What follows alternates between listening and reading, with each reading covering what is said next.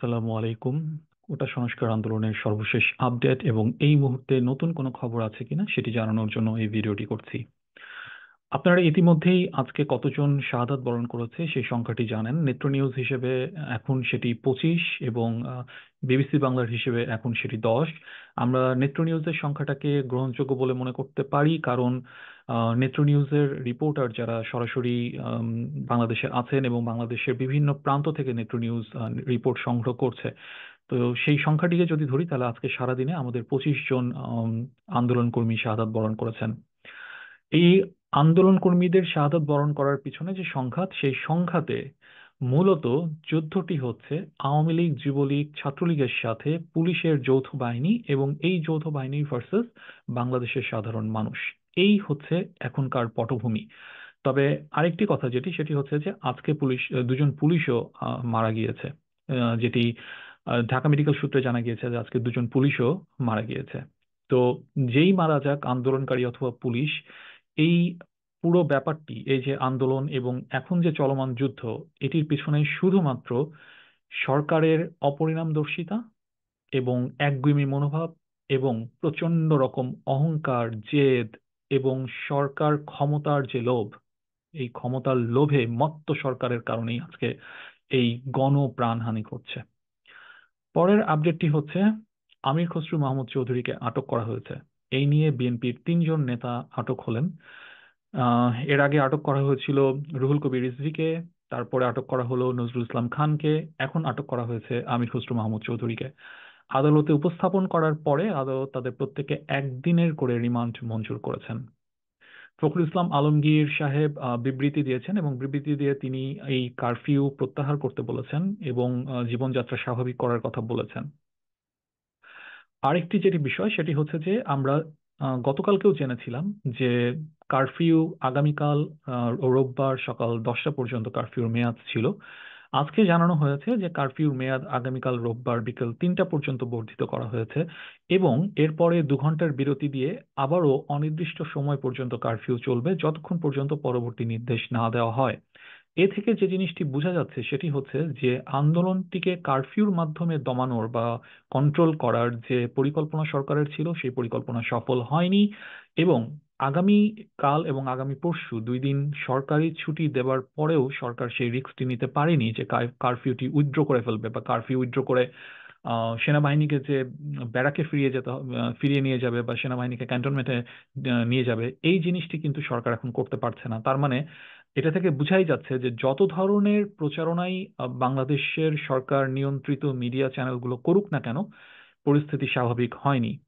আজকেও ব্যাপক সংঘর্ষ হয়েছে। আজকে সংঘর্ষ হয়েছে যাত্রাবাড়িতে, আজকে সংঘর্ষ হয়েছে আজিমপুরে, সংঘর্ষ হয়েছে পুরান ঢাকায়, সংঘর্ষ হয়েছে নতুন বাজারে, সংঘর্ষ হয়েছে মুগদায়।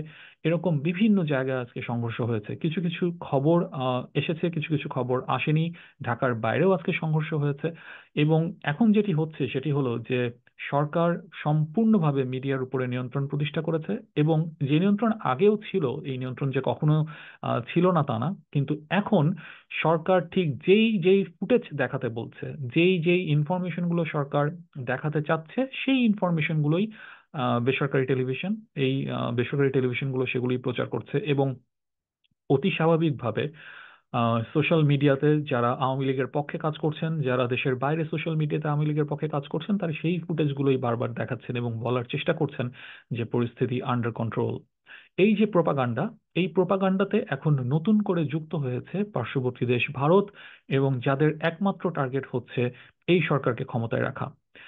বাংলাদেশে নিযুক্ত ভারতের সাবেক হাই কমিশনার হর্ষবর্ধন শ্রিংলা, উনি আজকে এএনআই চ্যানেলকে একটি ইন্টারভিউ দিয়েছেন এবং এই ইন্টারভিউতে উনি বলার চেষ্টা করেছেন, শুধু উনি না, বিনা সিকরিও আজকে একটি ইন্টারভিউ দিয়েছেন এবং এই 2 জন বলার চেষ্টা করেছেন যে এই আন্দোলনটি সম্পূর্ণভাবে বিএনপি জামাতের একটি আন্দোলন। এখানে বিএনপি জামাতের সাথে জঙ্গিবাদের সংশ্লিষ্টতা আছে এবং তারা তাদের মস্তিষ্কের কল্পনা দিয়ে দেখেছেন, উদ্ভট মস্তিষ্কের কল্পনা দিয়ে তারা দেখেছেন যে এর সাথে পাকিস্তানি গোয়েন্দা সংস্থা আইএস জড়িত। অর্থাৎ প্রোপাগান্ডা, এই প্রোপাগান্ডা হিটলারের গোয়েবলসীয় প্রোপাগান্ডাকেও হার মানাচ্ছে।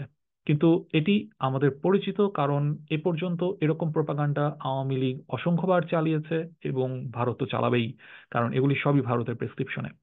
আপডেট সেটি হচ্ছে, কোটা সংস্কার আন্দোলনের পক্ষ থেকে আবু বকর উনি সাংবাদিকদের সাথে কথা বলেছিলেন, এবং সাংবাদিকদের সাথে কথা বলে উনি পুরো ঘটনাটিকে, পুরো ঘটনা পরম্পরা এবং কিভাবে এই আন্দোলনটি এখন ঠিক এক দফার আন্দোলনে পরিণত হলো সেই প্রেক্ষাপটটি উনি সুন্দরভাবে ব্যাখ্যা করেছেন, এবং সরকারের কাছে উনাদের পক্ষ থেকে 9 দফা দাবি, সেই 9 দফা দাবি পেশ করেছেন।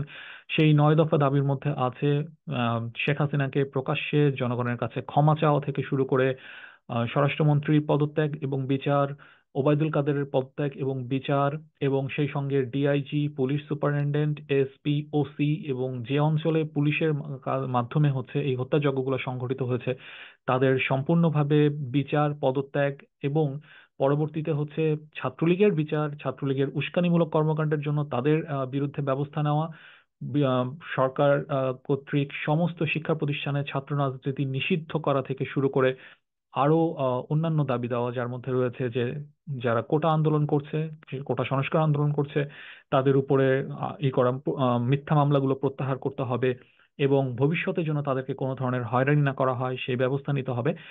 সুতরাং বলা যায় যে এই যে দাবি দাওয়াগুলো তারা পেশ করেছে, এই দাবি দাওয়াগুলো আসলে কোনোভাবেই সরকারের পক্ষে মেনে নেওয়া সম্ভব না। এবং কোটা সংস্কার আন্দোলনকারীরা বলেছে যে এই দাবি দাওয়াগুলো যদি সরকার মেনে না নেয়, তাহলে তারা কোনোভাবেই এই আন্দোলনকে স্থগিত করবে না। কারণ যে পরিমাণ প্রাণহানি ঘটেছে, আসলে এই আন্দোলনের একটাই এক্সিট, আমি যেটা বলছিলাম সেটা হচ্ছে যে এই আন্দোলনের এখন একটাই এক্সিট, সেটি হচ্ছে যে এই সরকারের পতন। এই সরকারের পতন না হওয়া পর্যন্ত এই আন্দোলন আসলে কোনো পরিপূর্ণতা পাবে না। তো সরকার তার চেষ্টা করে যাচ্ছে, প্রতিবেশী দেশও তার চেষ্টা করে যাচ্ছে, আমরা আমাদের মতো করে চেষ্টা করে যাচ্ছি, আমাদের ভাই বোনেরা তাদের মতো করে চেষ্টা করে যাচ্ছে, আমরা যারা প্রবাসে আছি আমরা তাদের জন্য দোয়া করছি, সাহায্য করার চেষ্টা করছি, জনমত তৈরি করার চেষ্টা করছি। আল্লাহ ভরসা, আল্লাহ আমাদেরকে ধৈর্য দান করুন এবং আমাদেরকে বিজয় দান করুন। আমিন।